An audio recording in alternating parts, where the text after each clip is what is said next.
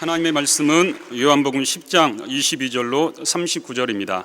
요한복음 10장 22절로 39절 말씀을 한 목소리로 같이 합독하겠습니다. 시작. 예루살렘에 수전절이 이르니 때는 겨울이라 예수께서 성전한 솔로몬 행각에서 다니시니 유대인들이 에워싸고 가로되 당신이 언제까지나 우리 마음을 의혹해 하려나이까 그리스도여든 밝히 말하시오 하니 예수께서 대답하시되 내가 너희에게 말하였으되 믿지 아니하는도다. 내가 내 아버지의 이름으로 행하는 일들이 나를 증거하는 것이오늘 너희가 내 양이 아니므로 믿지 아니하는도다. 내 양은 내 음성을 들으며 나는 저희를 알며 저희는 나를 따르느니라. 내가 저희에게 영생을 주노니 영원히 멸망치 아니할 터이요 또 저희를 내 손에서 빼앗을 자가 없느니라. 저희를 주신 내 아버지는 만유보다 크심에 아무도 아버지 손에서 빼앗을 수 없느니라. 나와 아버지는 하나이니라 하신대 유대인들이 다시 돌을 들어 치려 하거늘 예수께서 대답하시되 내가 아버지께로 말미암아 여러 가지 선한 일을 너희에게 보였거늘 그 중에 어떤 일로 나를 돌로 치려 하느냐. 유대인들이 대답하되 선한 일을 인하여 우리가 너를 돌로 치려는 것이 아니라 참남함을 인함이니 내가 사람이 되어 자칭 하나님이라 함이로다. 예수께서 가라사대 너희 율법에 기록한 바 내가 너희를 신이라 하였노라 하지 아니하였느냐. 성경은 폐하지 못하나니 하나님의 말씀을 받은 사람들을 신이라 하셨거든. 하물며 아버지께서 거룩하게 하사 세상에 보내신 자가 나는 하나님 아들이라 하는 것으로 너희가 어찌 참남하다 하느냐.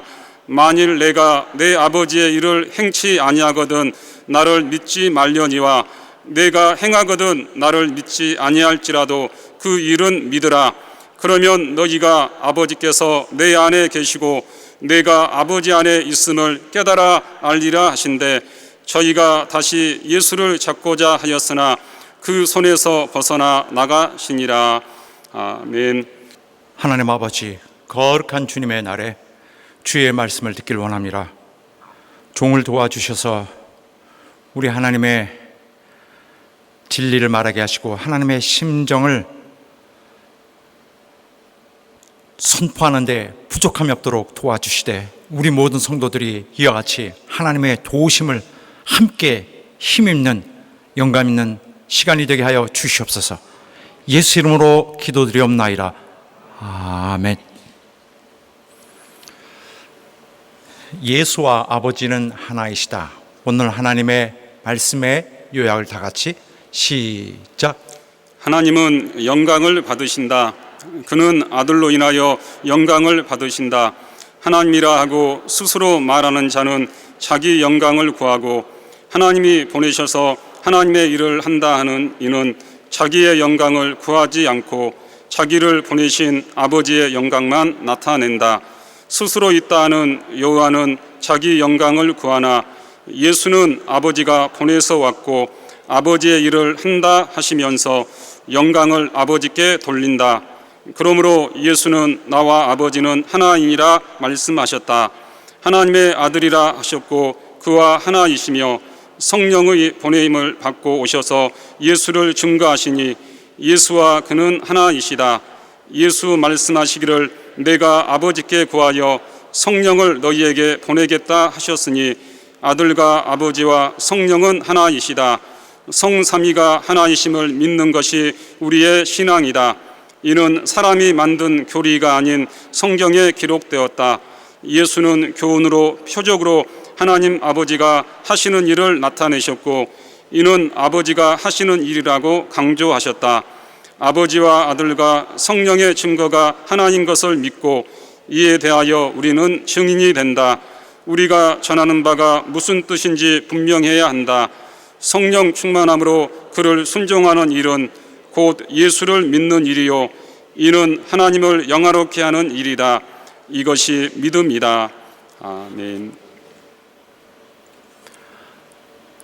하나님 아버지는 우리를 구원하신 일에 대하여 무심하시거나 또는 소홀히 하시지 않습니다. 그는 아들을 통하여 하시는 우리의 구원의 문제에 대해서 전적으로 참여하십니다. 우리는 하나님 아버지를 크신 분으로 옳게 보고 있습니다. 하지만 그가 크시다는 이유 때문에 또한 그를 먼 곳에 계신 분이라고 생각하는 경향도 있습니다. 그래서 마치 하나님 아버지는 우리의 실제 삶의 현장에서 도우실 만큼 가까우신 분이 아니라든가 한가하신 분이 아니라든가 하는 그런 관점으로 그를 볼 수 있습니다. 그러므로 오늘 우리의 심각한 하루의 구원의 여정에 있어서의 우리의 투쟁은 하나님께는 관심사가 아닌 듯하게 우리가 결론을 지을지도 모릅니다. 그래서 우리의 삶의 모든 디테일에서는 하나님이 관여하지 않으신다라고 생각하고 있는지 모르겠습니다. 그래서 우리가 하나님에 대한 기대, 우리 구원에 대한 하나님의 실제적인 열정에 대해서는 다소 그렇게 큰 그게 크게 역사하신다고 보지 않을 것입니다. 그는 큰 일들을 중심으로 하심으로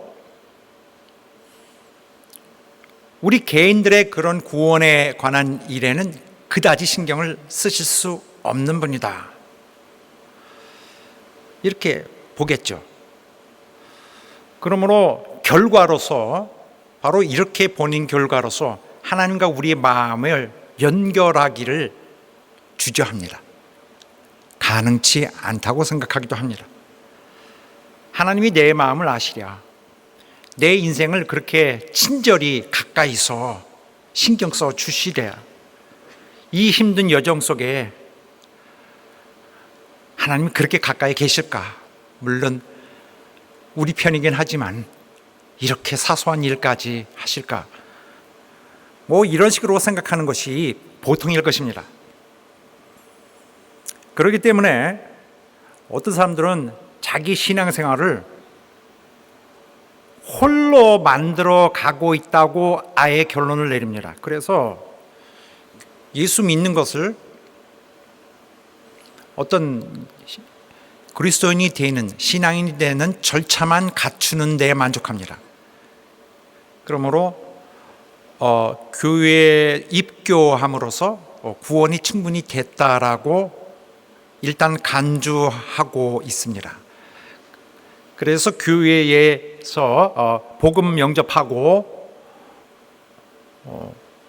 교회에 들어오고 그 다음에 신앙 전통이 요구하는 바 그러한 기초적인 의무들을 행하면은 이제 다 된 것이다. 구원의 문 안에 들어온 것이다. 라는 정도로 하고 맙니다. 그리고 더 어떤 더 열정을 부어야 될 이유를 못 느낍니다.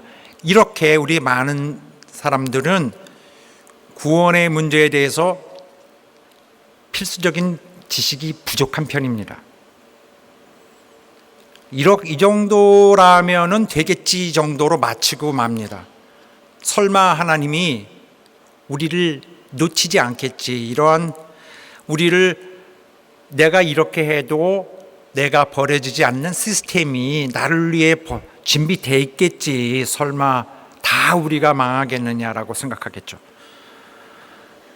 이러한 방황하는 생각들은 우리의 신앙생활을 방향 없이 가게 합니다. 마땅히 죽게 드려야 할 우리 헌신도 의미 없게 만들어 버립니다. 확신이 없기 때문에 열심히 해봤자 열심히 하는 것이 소용이 있을까라고 의심합니다. 이렇게 하면 안 됩니다.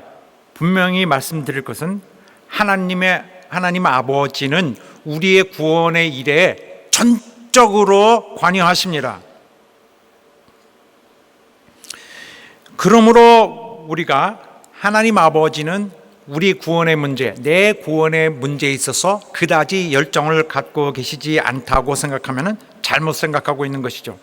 그는 나의, 여러분의 구원에 관하여 직접 관여하십니다. 또 전적으로 관여하십니다. 어떻게 관여하시죠? 구체적으로 하나님은 예수 그리스도를 통해서 일하십니다. 예수 그리스도가 하시는 모든 일은 아버지의 관여를 의미합니다. 일단 궁극적으로 우리의 구원하는 모든 은혜의 길은 아버지의 구상이고, 또 실시간적으로 아버지가 만들어 가시는 일입니다. 하나님은 아들로 말미암아 우리 구원에 대해서 디테일하게 현장에서 관여하고 계십니다. 하나님은 아들로 말미암아 또한 심도 있게 우리 구원의 문제에 대해서 관여하고 계십니다. 그래서 그리스도께서 일하셨을 과거에도, 또 현재에도, 또 미래에도 하나님은 100% 이 일에 관여하십니다. 예수 그리스도 일하시는 곳에 그도 함께 일하고 계시는 것입니다. 우리는 때때로 생각하길 하나님 아버지는 위상이 굉장히 높으시기 때문에 아들에게 그냥 맡기시고 그는 다른 더 큰 일에 조금 집중하시고 이 일에는 다소 상대적으로 작은 이 일에는 그가 소극적으로 하실 수밖에 없을 것이다 라고 생각합니다. 아닙니다. 하나님 아버지의 일은 구체적으로 집중된 상태에서 오늘 우리 중에서 진행되고 있습니다. 하나님 아버지는 우리의 구원을 위해서 전력을 다하시며 오늘도 일하십니다. 우리의 구원에 대한 문제는 예수님에게 시급한 문제이듯이 또한 아버지도 시급한 마음으로 우리의 구원의 문제를 대하고 계십니다. 이것은 하나님 아버지가 도대체 어떻게 우리 일에 임하고 계시는가 하는 의문이 생길 수 있는데 이것입니다. 아버지는 아들이 하시는 일에 모든 계획을 이루고 계시는 것입니다. 알려주고 계시는 것입니다. 아버지는 아들의 하시는 일에, 또 하셨던 일에, 또 앞으로 하실 일에도 그가 한마디로 명하여 주시는 것입니다. 뿐만 아니라 아버지가 아들에게 하나님의 가장 중요한 이런 권리들을 위임하여 주셨다는 것은 그만큼 그가 이 일에 관여하고 있다는 것입니다. 아들에게 생명을 줄 권리를 주셨고 또 심판할 권리도 주셨습니다. 이 자체가 우리 구원에 관한 이 문제에 대해서 굉장히 충만한 관심과 또 충만한 관여에 이미 임하고 계시다는 것을 말하고 있는 것입니다. 예수님은 우리를 살리기 위해서 정말 그의 온 몸을 다하고 또 온 마음을 다하셨어요. 목숨을 내어주시며 최선을 다하셨습니다. 우리 구원을 위해서 그가 주실 것은 다 내놓으셨습니다. 이것은 우리가 단지 아들이 다 하고 있는 것이다, 단지 아들의 열심뿐이라고 말하면 안 됩니다. 이것은 또한 아버지의 열심이 함께 있었던 것입니다. 하나님의 아들의 그 큰 은혜일 뿐 아니라 또한 하나님 아버지의 큰 사랑이 거기에 함께 있는 것입니다. 주님이 우리에게 마지막 날까지 함께 하리라고 약속하셨습니다. 마지막 날에 살려내고 하늘로 올리신다고 하셨습니다. 이 일은 아버지가 보장하시는 일입니다. 아버지가 하시는 일을 아들이 시행하고 계십니다. 아들에게서 인자하신 모습이 보이고, 아들에게서 사랑이 보이고, 아들에게서 인자가 보이고, 아들에게서 인내가 보이고, 아들에게서 긍휼이 충만하면은 이것은 바로 현장에서 하나님이 그의 진실을 다 내놓고 있는 것입니다.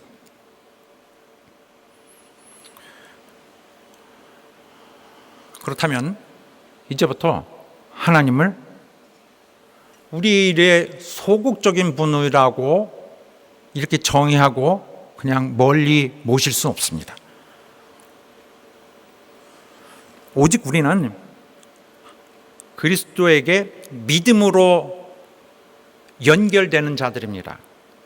우리는 믿음을 통해서만, 다른 말로 하면은 마음을 통해서 그리스도와 연결됩니다.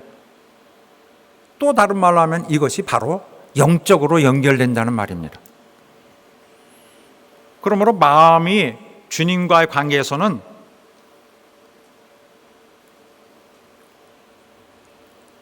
옆으로 제껴져서는 안 되고 반드시 하나님과 옳게 연결되어야 합니다. 마음으로 주를 속이면 안 되는 것입니다. 우리는 세상의 삶에서 그 배운 바와 같이 사람의 속과 겉이 많이 다르게 살 수밖에 없습니다. 그러나 하나님께는 마음이 그렇게 할 수 없어요. 마음이 하나님을 속일 수는 없습니다. 우리의 믿음 자체가 하나님 아버지에게서 온 것입니다. 마음이 연결할 수 있는, 마음이 받아들여질 수 있는 신앙의 진실이, 방법이 하나님으로부터 온 것이에요. 믿음은 하나님이 주셨어요. 왜? 이제 내 마음을 내게 의지하라. 선물입니다. 믿음은 하나님 주신 선물. 믿음은 우리의 신앙의 기회, 우리의 영생을 만들어갈 수 있는 하나님이 제공하신 도구예요. 구원의 기회입니다. 하나님이 믿음을 주셨다면은, 하나님이 그 사람을 구원하기로 작정하신 것입니다. 그러므로 하나님께 마음을 진실하게 잡고 정직하게 하나님과는 완전히 마음과 마음의 관계가 열려져야 합니다. 우리의 연약한 부분, 우리의 모든 죄, 우리의 아무런 소망 없는 우리의 원래의 이 부족한 상태를 다 아뢰고 거기서부터 인도를 받아야 돼요. 그런 자들에게 하나님은 처방으로서 그리스도를 주신 것입니다. 그리스도를 순종하고 따르라는 것입니다. 그때부터의 예수님의 모든 진심은 바로 아버지의 진심인 것입니다. 예수께서 죽으신 것은 하나님 아버지가 그가 살리시려는 자들을 위해 하신 것입니다. 이들을 살리시려고 아들에게 주신 자를 위해서 예수께서 죽으셨어요. 우리 각 사람은 그러므로 예수님의 절대적인 그 은혜에 빚진 자들입니다. 우리의 구원은 그리스도의 절대적인 희생으로 이루어져 있습니다. 우리의 구원은 주님의 절대적인 은혜로 이루어집니다. 여기에는 아들을 희생시키시는 아버지의 절대적인 진심이 아버지의 정말 간절한 마음이 고스란히 들어있는 것입니다. 아들을 희생해야 되는 하나님의 엄청난 감수해야 했을 그 인내, 그의 아픔이 거기 있는 것입니다. 그래서 예수 안에서 발견되는 우리를 향한 모든 그 진실한 마음, 모든 뜨거운 은혜는 아버지의 진실 그 자체입니다. 이것은 왜냐하면 아버지와 아들은 똑같은 진실을 공유하고 계시기 때문입니다. 성부와 성자, 하나님 아버지와 하나님 아들은 그래서 하나이십니다.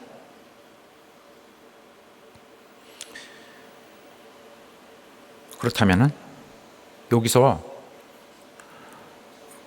그냥 넘어갈 수 없는 중요한 문제가 하나 있어요. 이 세상에 아버지가 아들한테 주신 자들이 있고 아버지가 아들에게 주신 사실이 없는 자들이 있어요. 여러분과 나 그 두 가지 카테고리 중에 하나에 속합니다. 만약에 가정하건대 내가 열심히 신앙생활을 하고 헌신적으로 교회를 사랑하고 신앙생활을 하고 있다면 아마 이것은 내가 하나님 아버지가 예수께 주신 자이기 때문일 것입니다. 그런데 만약에 내가 그렇게 열심히 하지 않고 주의 은혜 베푸시는 모든 이런 복음 사역에 또 교회에 우리 교회의 이런 신앙생활의 일에 적극적이지 않고 반응이 좀 없고 오히려 교회에 해가 되고 흠이 되고 교회에서 교회를 방해하고 어렵게 하는 자가 된다면 또 자주 그렇게 하는 자세를 갖고 있는 자가 된다면 이거 뭘까요? 나는 정체가 내 정체는 아버지가 그리스도에게 주신 자가 아닐 것입니다. 왜냐하면 아버지가 아들에게 주신 자들은 아버지에 의해서 아들에게로 다가가는 강력하게 끌리는 끌림의 영향력 아래에 있습니다. 아버지가 아들에게 주신 자는 이상하게 예수께 끌려서 자기 마음이 열어지고 그에게 다가가고 진리를 달콤하게 받아들입니다. 이런 자들은 믿음이 있고 순종합니다. 다른 사람들은 순종 안 할 때 혼자 열심히 순종합니다. 그리고 신앙생활은 성공합니다. 자연스러운 흐름을 타고 가고 있는 것입니다. 자, 우리는 이런 많은 이런 단계에 바로 이런 문제와 관련하여 여러 단계 속에 있습니다. 내가 만약에 신앙의 문제에 있어서 좀 소극적인 사람이라면 이것은 이를테면 내가 진리를 일부러 거역하고 있는 것입니다. 내가 육신의 이런 생각에 자꾸 끌려요. 이런 욕심이 자꾸 나오고 또 이기적으로서 이렇게 꽉 차 있기 때문에 진리를 이렇게 자꾸 막고 있습니다. 만약 내가 그렇게 하고 있는 이유는 내가 아버지의 이끄시는 영향을 잘 받고 있지 않는 자이기 때문입니다. 그래서 이 순간에는 내가 지금 거역하고 있습니다. 그러나 그렇다 할지라도 이 사람이 실제로는 택함 받은 자인데 헌신적인 신앙생활을 하고 있지 않다면은 자기도 모르게 그런 원수의 영향을 많이 받고서 현재는 진리를 거역하고 있는 상황일 수 있어요. 그러나 원래는 택함을 받은 자입니다. 이 경우는 빨리 돌이켜야 돼요. 자, 오늘 내가 교회 일을 방해하고 있고 교회를 어렵게 하고 있고 사랑하지 않고 있다면은 빨리 180도 자세를 바꿔야 되는데, 왜냐하면은 어차피 내가 내년쯤 확 돌이킬지라도 내가 범한 일들, 해소가 안 된 이 죄들은 반드시 심판대에 올라갑니다. 자기 범한 죄는 하나님이 구원하시는 그 은혜에 대해 배반한 모든 죄, 걔는 반드시 심판대에 올라야 되기 때문에 그렇습니다. 우리 모두가 심판대에 오릅니다. 그렇기 때문에 이 문제 중요하다기보다 내가 이 상태에 있으면, 이 애매한 상태에 있으면 빨리 돌이켜야 합니다. 왜냐하면 내가 계속 하다 보면 결국 끝까지 가서 내가 결국에는 내가 아버지가 아들에게 주신 자가 아니구나 하는 것이 판명되기 때문입니다. 그래서 나를 그냥 방치해두면은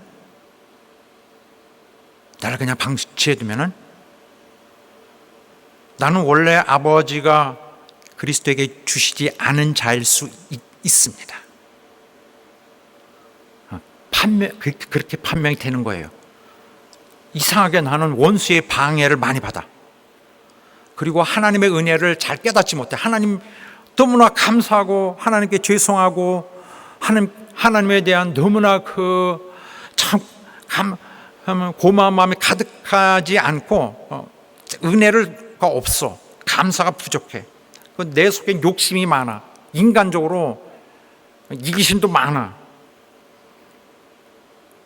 이럴 경우에 내가 지금은 교회에 있더라도 원래 구원이 임하지 않았던 자일 수 있어요. 애초에 구원받지 않은 자. 따라서 나는 이 상태에서는 하나님과 계속 멀어져 가는 그러한 길을 가고 있는 것입니다. 이런 것들은 어떻게 해석되느냐? 나는 원래 하나님이 구원하라고 아들에게 주신 자가 아닐 수 있다는 점입니다. 결국 나는 그들 중에 하나가 아니었어요. 사랑하는 여러분, 하나님은 공의의 하나님이십니다. 지금은 은혜를 충만히 베푸시고 계시는데 기다리고 참고 계시지만은 이것은 예수의 죽으신 공로로 인하여 오늘 우리가 생각하고 돌이킬 수 있는 시간을 벌어놓으신 것입니다. 공의 하나님은 이제 모든 이런 은혜의 기회를 주는 시간을 다 마치시고 본의의 공의의 하나님, 그도 스스로 범하시지 않는 하나님의 공의로서 우리 모두를 다스리는 때가 오게 됩니다. 그러므로 오늘 우리의 범한 그런 은혜를 배반한 모든 것은 없어지지 않습니다. 그렇기 때문에 오늘 우리가 또 여러분이 하나님의 택하신 자라면 오늘 우리의 구원을 위한, 우리 자신의 구원을 위한 의무와 책임을 잘 하고 있어야 됩니다. 그리고 모름지기 하고 있을 것입니다. 헌신을 잘하고 있을 것이에요. 순종을 잘하고 있을 것이에요. 어쨌든 간에 자기 구원을 위해서 누가 강요하지 않아도 잘하고 있을 것입니다. 그런 반면에 교회에 불만을 갖고 교회를 도전하고 말이 불만이지 다른 생각을 갖고 교회를 어렵게 하고 분열하고 또 목회자를 핍박하고 자기 목자를 상대로 공격하는 이런 자는 자기도 모르게 그렇게 하는 거예요. 원수의 유혹에 있어서. 이것은 세상의 이런 개념으로는 설명이 안 됩니다. 그러나 영적으로는 너무 분명하게 설명해야 되죠. 하나님의 하시는 일을 이런 사람들은 분별하지 못합니다. 영적으로 소경돼 있어요. 그러나 이렇게 그러는 순간에 혹시라는 생각이 들면 얼른 회복시켜야 돼요. 그냥 놔두면 결국에는 원래 자기가 그리스도에게 맡겨진 자가 아닌 것이 판명이 날 것이기 때문입니다. 사랑하는 여러분, 아버지와 아들이 성령으로 더불어 우리의 구원을 위한 최선을 다하고 계실 때 여러분도 최선을 다하는 여러분 되시기를 간절히 바랍니다. 성삼위 하나님이 철저하게 우리의 구원에 대해서 전념하고 계십니다. 우리에게 더 기쁜 소식이 없어요. 아버지가 전념하신다. 아들이 전념하신다. 뭐에 전념하세요? 우리를 구원하시려는 그들의 사역에. 그러므로 사랑하는 여러분, 순종하시고 겸손함으로써 항상 회개하시고 구원의 신앙생활에 성공하는 여러분 되시길 주의 이름으로 축원합니다. 우리 성도들 가운데 하나도 버려지지 아니하고 하나도 그리스도에게 아버지로부터 위임되지 않은 자가 없기를 예수 이름으로 축원합니다. 할렐루야. 자, 오늘 본문의 말씀 보겠습니다.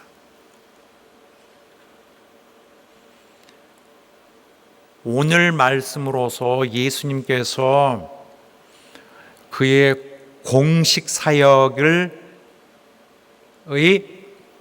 대단원의 막을 내립니다. 오늘로서 주님의 공식 사역은 끝납니다. 1장부터 요한복음 1장부터 시작하였던 것이 여기서 마무리가 됩니다. 오늘 유대인들, 바리새인들과 마음을 함께하는 이 유대인, 이런 정서적으로 함께된 이 유대인들 그룹은 오늘이 마지막 기회입니다. 주님과 다시 한번 맞닥뜨리게 되었습니다. 한 두어 달 지났어요. 지난번 장막절 이후로. 오늘은 수전절입니다. 수전절은 겨울에 있습니다. 수전절은 원래 이스라엘이 저 시리아의 폭군에 의해서 점령당하고 예루살렘 성전과 제단이 이방 신들에 의해서 몹시 더럽힘을 받았던 때였는데, 그때 반군에 의해서 그들을 물리치고 예루살렘을 성전을, 제단을 다시 깨끗하게 회복했습니다. 기뻐야 될 날이에요. 정말 더럽게 물들였던 것을, 원수에게서 짓밟았던 것을 다시 찾아낸 날. 그러므로 예수님이 나타나셨은 그때는 수전절, 굉장히 기대가 되는 것인데, 예수께서 성전 안에 솔로몬 행각에서 다니셨어요. 왜 행각은 기둥이 쭉 늘어져 있고 지붕이 있습니다. 벽은 없지만 일단 겨울에 추운 비바람을 피하기에는 효과가 있습니다. 주님은 추우셨던 거예요. 비도 오고 추위도 있고 거기서 계셨어요. 수전절, 기쁨이 넘쳐야 할 때에 주님은 비를 피하여 거기 계셨습니다. 여기 솔로몬 행각에 걸으셨다는 것은 예루살렘의 그 우울하고 어두운 영적 상태를 정확하게 묘사하고 있습니다. 유대인들이 갑자기 주님 앞에 몰려와서 그를 에워싸합니다. 위협적으로 다가가서 질문을 합니다. 무엇을 요구하는 질문이냐? 그가 메시아이신지를 공개적으로 대답할 것을 요구합니다. 예수님은 공개적으로는 자기가 메시아라고 말씀하신 적 한 번도 없습니다. 그는 참 하나님의 아들이시고 하나님으로부터 보내심을 받은 자인데, 그는 메시아라고 말씀을 안 하시고 다른 식으로 자신을 설명하셨어요. 생명의 떡, 세상의 빛, 또 선한 목자. 그렇지만은 상황은 이런데 그가 행하신 많은 일들과 그가 또 자신에 대해 말씀하신 많은 것들 보면은 틀림없이 그리스도이십니다. 그가 주신 계시를 보면 이런 면은 분명한데 그들이 왜 그에게 당신이 그리스도신지 말하시오라고 묻는 것은 참 동기가 수상합니다. 그들은 왜 그걸 묻냐면은 모르기 때문에 알려달라는 것이 아니라 주님을 잡으려고 지금 함정을 만들어 놓고 그를 불러들이는 것입니다. 주님을 처치할 방법을 찾다가 이제 방법이 생각이 났어요.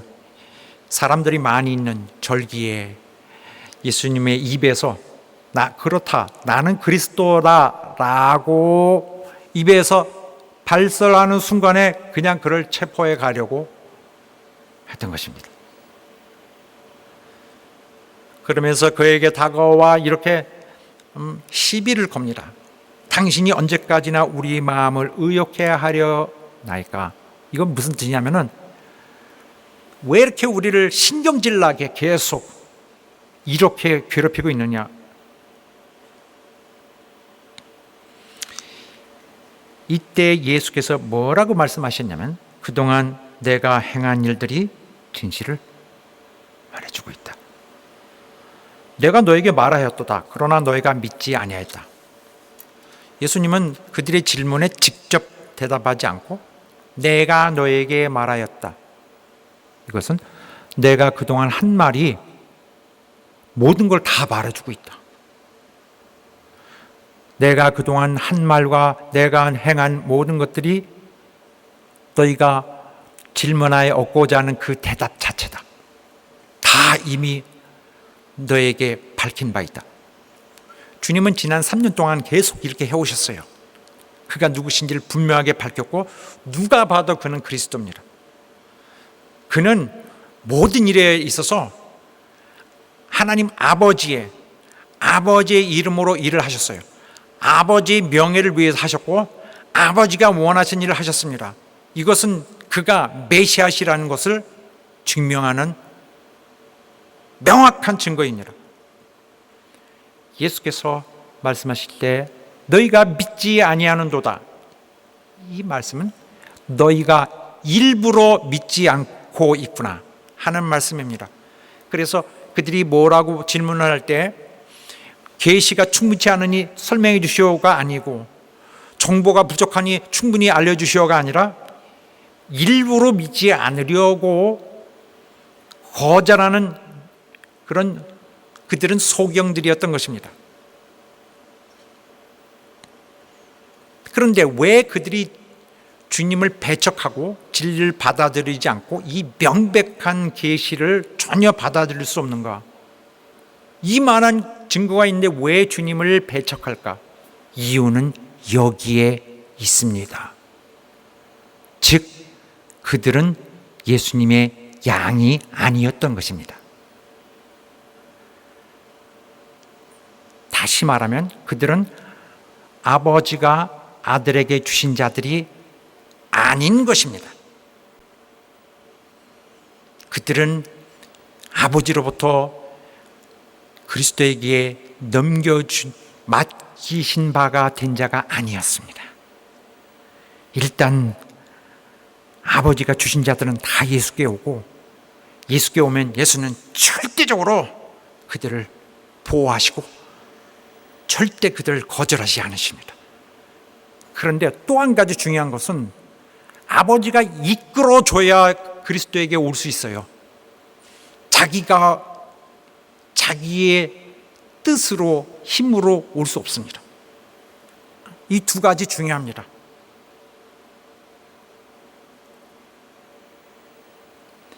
이들은 주님을 배척하고 주님을 대적하는 이들은 하나님이 택하시지 않았다는 데 이유 때문에 저렇게 하고 있는 것입니다. 그들은 마귀의 모든 유혹을 받아들이고 마귀의 자식으로서 그러한 거짓 진리를 배반하고 시기하고 살인하고 거짓 증거하고 이런 일들을 하는 것입니다. 가는 길에 정리해 보면은 아버지가 아들에게 주신 자들은 택하신 자들이에요. 이들이 주님의 양입니다.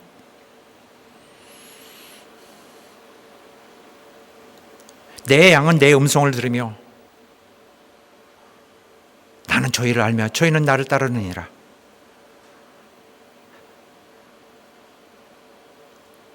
이렇게 돼야 정상입니다. 나는 저들을 알고 저들도 나를 알고 따라요. 따른다. 여기 원어가 현재 진행형인데 계속 따를 것입니다. 구원을 위한 말씀을 계속 주의하여 듣습니다. 인도를 계속 받고 있습니다. 믿음으로 순종하기를 계속하고 있을 것입니다. 그렇게 하고 있을 것이다. 계속. 그들은 주님의 양이기 때문에 그렇습니다. 내가 저에게 영생을 주노니 영원히 멸망치 아니할 것이다. 내 양은 절대로 망하지 않는다. 내 손에서 절대 빼앗을 자가 없다. 어떤 원수도 내 손에서 내 양을 빼앗지 못한다. 엄청 강력한 말씀을 하셨어요. 주님은 영생을 그들에게 주었습니다. 양들에게. 자기 목숨을 내주셨어요. 그래서 그들은 영생을 가졌습니다. 준다. 여기서 준다는 말은 이미 이 세상에서 여기에서 영생을 보장받은 것입니다. 물론 완전히 이 구원이 다 성취되려면 우리가 하늘나라에 가서 심판대에 오를 그때가 완전히 결정이 날 것입니다. 그러나 모든 자가 심판대에 오르기 때문에 그러나 일단 지금은 사망에서 생명으로 옮긴 것입니다. 생명으로 옮겼는데 결코 이거 잊어버리지 않습니다. 결코 다시 멸망하지 아니하고 어떤 손에서도 그리스도에게서 그 양을 뺏어갈 수 없는 것입니다.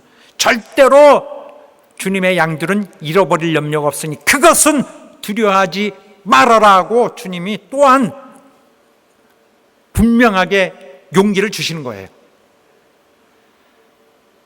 절대 빼앗을 자가 없느니라.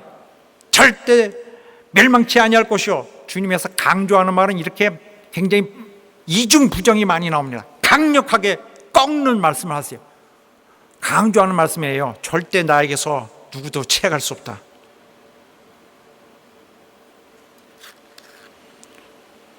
그러나 마귀는 예수께서 보호하고 계시는 자가 아닌 자들은 마음대로 유혹할 것입니다. 그들은 잘 넘어갈 거예요.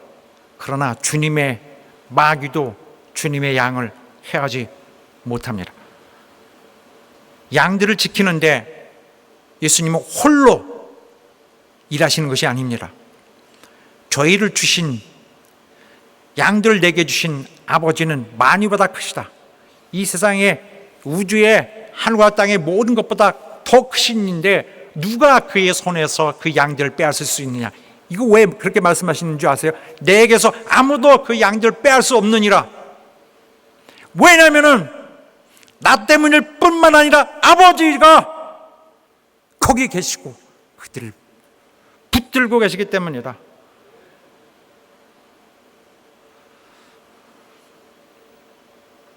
아들도 붙들고 있지만은 아들이 붙들고 있는 것이 강력한 것은 아버지가 또한 붙들고 있기 때문이다. 그는 성부와 하나이십니다. 안정되고 영원한 생명이 보장되어 있습니다. 나와 아버지는 하나이니라고 비로소 말씀하십니다. 자, 이렇게 지금까지 설명드린 그런 이유로 아버지와 예수님은 하나이십니다. 아버지와 아들은 영원한 구원의 완성을 위해서 공동으로 일을 하시며 그 구원을 보장하십니다. 여기서 예수께서 나와 아버지는 하나이니라 하실 때에 하나, 아버지와 나는 하나다 하실 때에 이 하나의 이 단어가 중성형입니다. 다른 나라는 헬라어처럼 다른 나라의 말에는 남성, 여성이 있어요. 중성도 있고. 보통은 아버지와 나는 하나다 그러면은 그 남성을 기대하고 있을 것인데 중성을 나타내는 단어를 썼습니다. 이건 뭘 말하는 것이냐? 만약 이 하나가 남성이었다면은 하나의 인격을 말하는 거예요. 한 인격, 한 개체, 인격. 그런데 중성이기 때문에 인격을 말할 수가 없습니다. 본질을 말하고 있었던 것입니다. 아버지와 나는 하나다.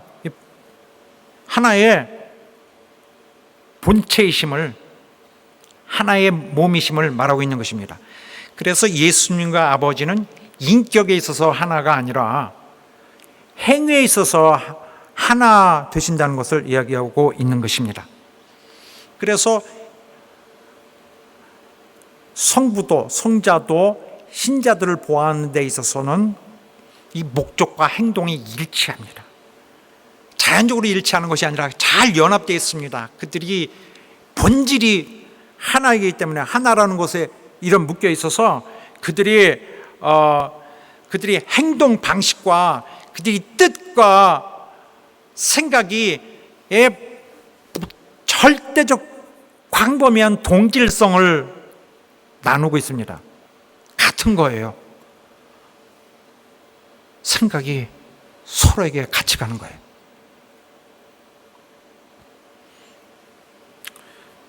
자, 여기는 바로 이런 중요한 발견뿐만 아니라 여기서 바로 이 말씀은 여러 가지 다른 중요한 역할들을 합니다.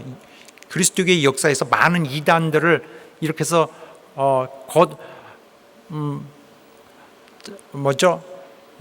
발견해내고 그들을 몰아냈어요. 옛날 4세기 아리안주의라고 했습니다. 이런 자들은 뭐라 그러냐면 예수님은 하나의 그냥 피조물이다, 하나의 인간이다라고 말하고 있습니다. 그런데 주께서 하나다라고 하셨어요. 이 본체다, 본질이 하나다, 하나님과 동등한 분이라고 이미 말하기 때문에 아리안주의는 이단입니다. 또 아버지와 나는 하나이라 할 때 하나이니라, 이 동사 뭐다 하는 것이 또 1인칭 복수예요. 거기는 또 복수로 나타났어요. 하나가 아닙니다. 인격이 하나보다 하나를 초과하고 있는 것입니다. 둘 이상. 그러므로 다른 이단, 양태론이라는 이단도 척결해냅니다. 양태론은 하나님이 예수님으로 내려오셨다가 그 다음에 또 쭉 성령으로 변하셨다가 한 인격이 이렇게 모양을 바꾸며 움직였다고 하는 이단을 향해서 팍 치면서 뭘 모르는구나 이단아, 하나님은 인격이 위가 person, 위가 한 분이 아니시다. 각각 인격이 다르시다. 독립된 인격이시다 라고 이 문장 하나가 말해주고 있는 것입니다. 자, 사랑하는 여러분, 보다 중요한 거는 우리 주께서 내가 너희를 절대 멸망치 않게 보호할 것이다 맹세하신, 또 누구도 내 손에서 빼앗을 수 없다고 그렇게 선언하신 이 주님의 말씀, 또 결론으로 아버지와 나는 이 문제에 있어서 함께 있다, 하나다 라고 하신 문제를 이 말씀을 이렇게 정리하는데, 우리는 아버지 하나는 구원에 있어서 구원을 이루려는 우리 기능에 있어서 아버지 하나는 통일되어 있다 라는 것을 강조하고 계십니다. 그래서 이 우리의 구원을 이루시려는 하나님의 이 사역의 통일성은 이렇게 이 말씀에도 나타나고 있습니다. 부분적이지만 함께 읽어보도록 하겠습니다. 여기는 얼마나 아버지가 아들과 가깝게 우리의 구원을 위하여 이렇게 치밀하게 함께 일하시고 계시는가를 잘 나타내주고 있습니다. 함께 읽어보겠습니다. 17절 예수께서 시작. 예수께서 저에게 이르시되 내 아버지께서 이제까지 일하시니 나도 일한다 하시매 유대인들의 일을 인하여 더욱 예수를 죽이고자 하니 이는 안식일만 범할 뿐 아니라 하나님을 자기의 친아버지라 하여 자기를 하나님과 동등으로 삼으심이로라. 그러므로 예수께서 저에게 이르시되 내가 진실로 진실로 너에게 이르노니 아들이 아버지 하시는 일을 보지 않고는 아무것도 스스로 할 수 없나니 아버지께서 행하시는 그것을 아들도 그와 같이 행하느니라. 아버지께서 아들을 사랑하사 자기의 행하시는 것을 다 아들에게 보이시고 또 그보다 더 큰 일을 보이사 너희로 기이 여기게 하시리라. 아버지께서 죽은 자들을 일으켜 살리심같이 아들도 자기의 원하는 자들을 살리느니라. 아버지께서 아무도 심판하지 아니하시고 심판을 다 아들에게 맡기셨으니 이는 모든 사람으로 아버지를 공경하는 것 같이 아들을 공경하게 하려 함이라. 아들을 공경치 아니하는 자는 그를 보내신 아버지를 공경치 아니하나니 사망에서 생명으로 옮겼느니라. 이렇게 하시면서 하나님 아버지는 철저하게 장치를 해놓으시고 구원의 일에 있어서 정말로 가깝게 관여하시고 기여하고 계십니다. 이를 위하여 아들을 완전히 적극 활용하고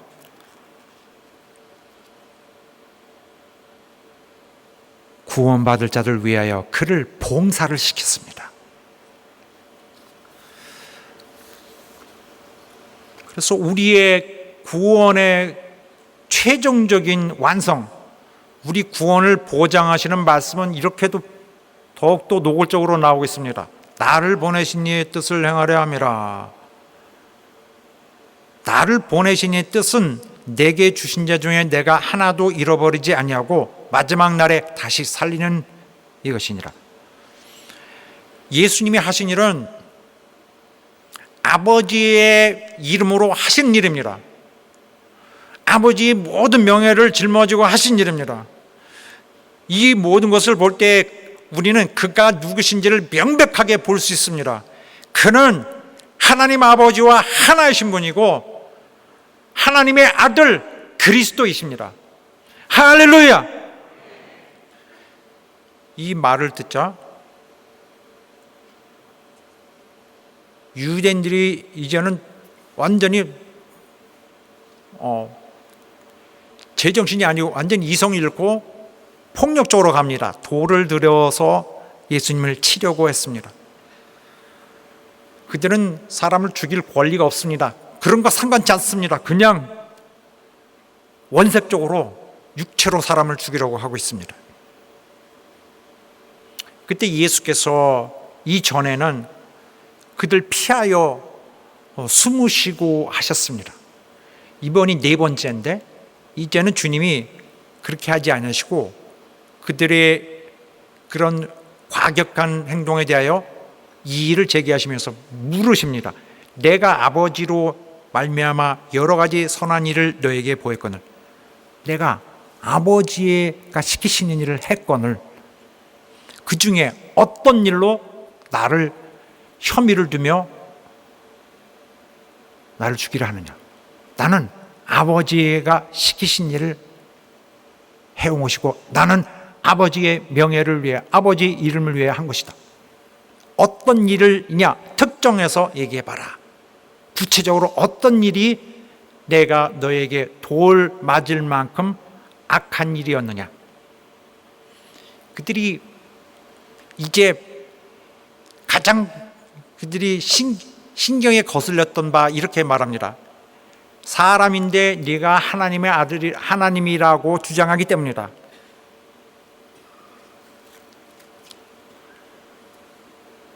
그들은 예수님이 혹시 하나님의 아들일 수도 있다 이런 것 자체를 고려를 안 씁니다.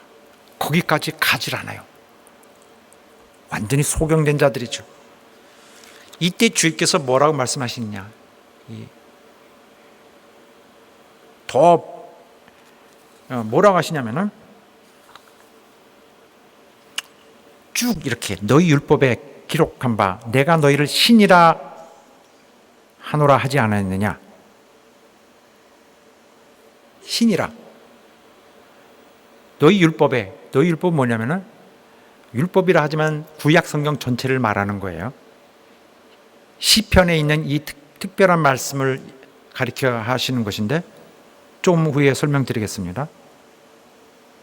거기에 보면은 하나님이 사람을 그냥 인간들을 그가 시키시는 자, 그가 사용하시는 자를 너희는 신이라고 축혀주시는 부분이 있어요.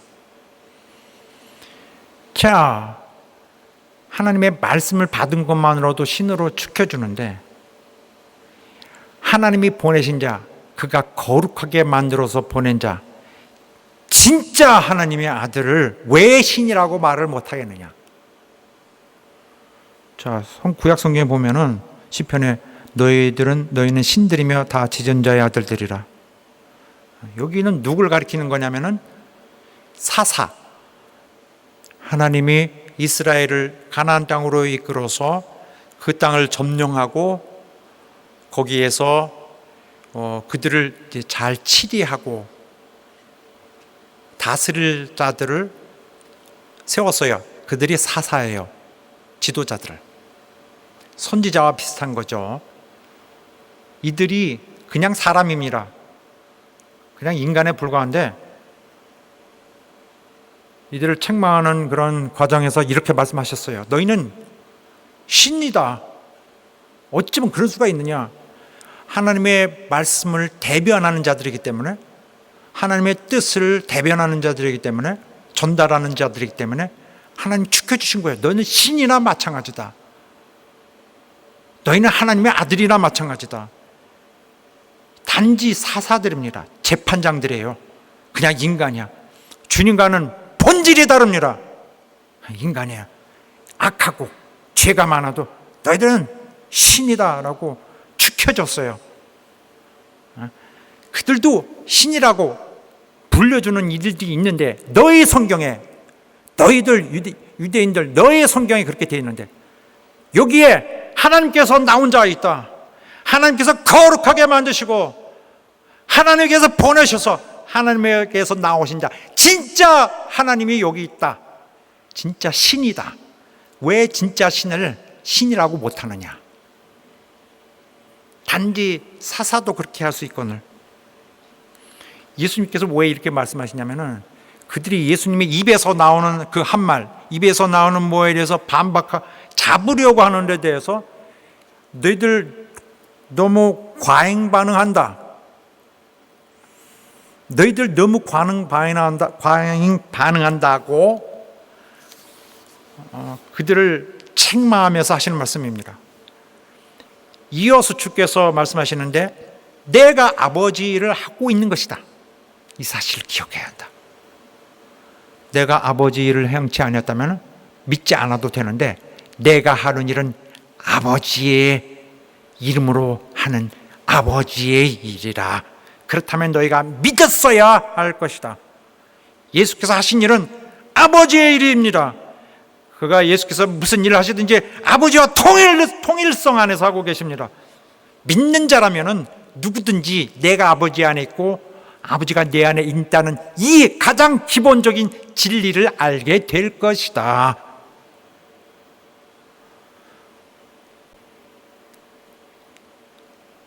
그들은 예수를 잡으려고 했습니다.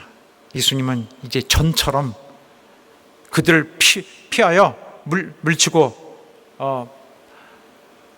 그들에서 벗어났습니다. 예루살렘을 떠나셨죠. 이제 그가 죽으시기 위해서 이제 몇 달 후에 다시 오시겠죠. 그때까지 다시는 이들 만나지 않습니다. 유대인들에게는 마지막 기회였던 것입니다. 사랑하는 여러분, 우리에게는 우리를 구원으로 기어코 인도하시려는 주님의 정말 처절하리만큼 강렬한 그리고 은혜가 충만하고 진실한 주님 예수 그리스도 우리 안에 계시고 우리를 도우십니다. 우리 주님이 또한 강력하게 우리를 영원한 나라로 이끌고 가시고서 자신하시는 이유 중에 하나는 아버지도 함께 붙들고 계시기 때문입니다. 우리 성도들 중에는 하나도 낙오되는 자 없이 모두 충실하고 겸손하고 헌신적이고 사랑이 충만한 성도들로서 우리 주님의 구원의 일에 정말 성공의 주인공들이 되기를 예수 이름으로 축원합니다. 할렐루야. 우리 기도합시다. 하나님 우리를 받아주시옵소서. 오늘도 내 영혼을 깨워주시고 말씀해 주시고 인도해 주시고 당신의 영원한 계획대로 이끌어 주시옵소서. 다 같이 합심하여 기도합니다. 하나님